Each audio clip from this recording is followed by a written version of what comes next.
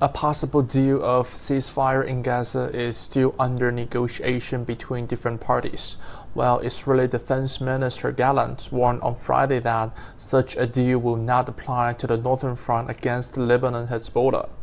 During a tour to the northern border, Gallant said that Israel will not stop until reaching a situation in which it's possible to restore security for residents of the north.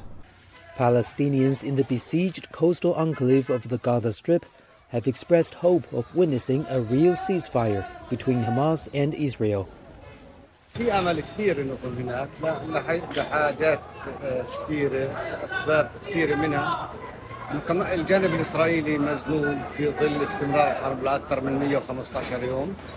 الخسائر اللي بيتعرض لها على الارض من المقاومه الفلسطينيه غير مسبوقه عند الجانب الاسرائيلي. الخسائر الاقتصاديه مش حيقدر يتحمل اكثر من هيك، وان بيعلن نتنياهو انه بين حين واخر انه هو مستمر في الحرب الى تحقيق الاهداف الغير واقعيه اللي هو وضعها في بدايه الحرب، وهو طلع على الشجره والان هو بيبحث عن احد انه ينزله عن هذه الشجره.